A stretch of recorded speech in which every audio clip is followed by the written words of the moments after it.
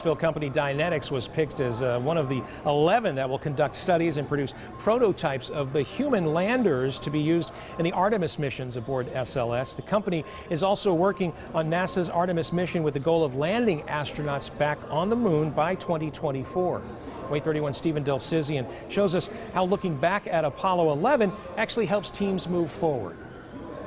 Crews here at Dynetics are working on 3 major space projects. All of them have ties to NASA's Artemis program.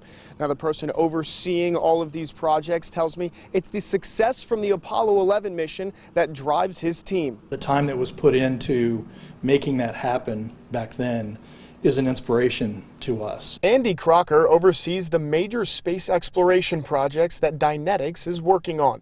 With hopes and dreams, it's as revolutionary as the Apollo 11 mission 50 years ago. When we look back to Apollo 11, it's kind of the shining moment, I guess, for all of us that we would like to recreate, if we can, in our careers. Crocker tells me he was always fascinated with aerospace, and as a kid, always had to move because of his father's job.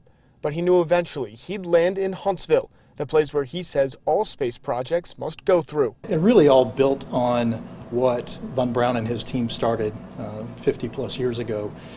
They established Marshall Space Flight Center and Redstone Arsenal, and that has attracted aerospace engineering from all over the South and all over the country. Now he and his team are preparing for the future. Dynetics is working on a propulsion system for 2 lunar landers as well as NASA's Lunar Gateway.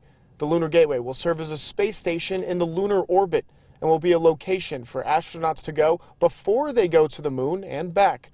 Crocker says, like Apollo, they want to return to the moon, but this time do much more. Not just landing, but actually building habitats, building power stations, building capabilities to remain there, to actually be there full time. In Huntsville, Stephen Dilsizian, Way 31 News.